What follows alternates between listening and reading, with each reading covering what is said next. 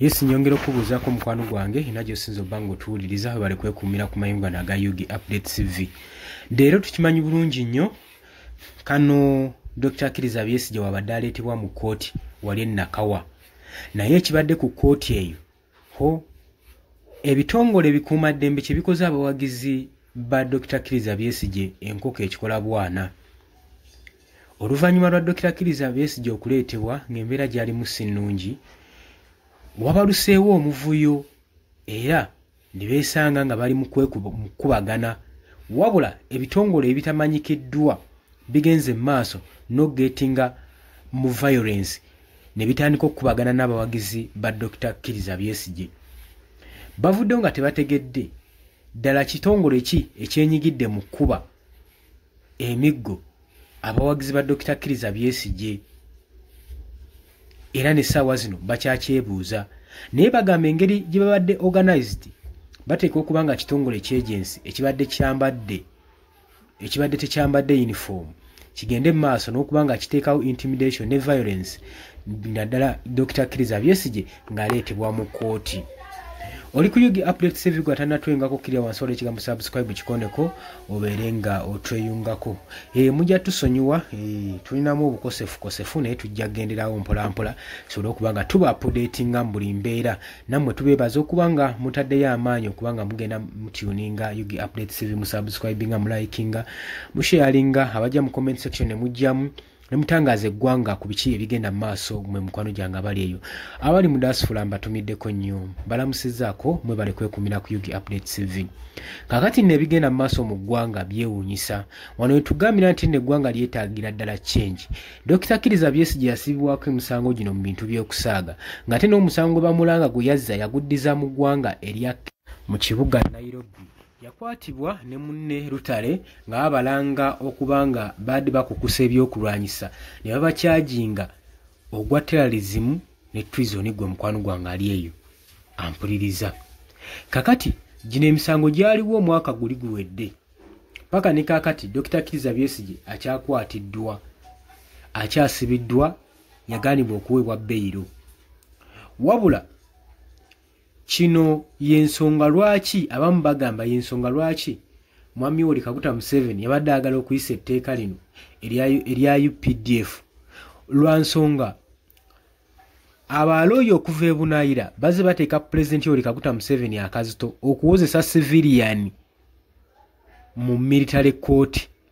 Kati okwagala okunywereza ddala Dr. Kizza Besigye yensonga lwaki olaba ataddemu ebika bya ssente byonna okusobola okulaba nga etteeka lino liyisibwa mu Parliament asobole okunoonya okunyweza key figures zayagala okunywereza mu Marshal Court. Kitegeeza ki nti ba opposition leaders balina okubeera nga bali bulindaala ku saa yonna banditeekebwako ebisangosango nga babaplantinzemu evidence ezibalumika okusobola okulaba nga bagenda mu military court. Newankubadde Museveni yagamba etteeka lino lireeteddwa okuba nga lidisciplininga n'okuteekawo enkola mu UPDF abantu basobole okuba nga baddamu okwesiga ejje lino. Tetumanyi oba weekiteewo kinaabeera. Naye leero Besigye abadde aleetebwa mu kooti e Nakawa. Ekitongole ekitamanyikiddwa ekibadde tekyambadde uniform kikakkanye ku bawagizi kibakuba emiggo egisigaddewo ne gikwata ettaka. Ate nga n'omusango gukyali matankane kuba Dr. Kizza Besigye bomwongeddeko charges gwali eyampuliriza. Jjukira bayita balooyo ab'enjawulo ne looyo okuva mu ggwanga erya Kenya yajja asobole okuba nga awolereza Dr. Kizza Besigye naye byonna byali byakuyiwa ensaano ku mazzi gwe ali eyampuliriza.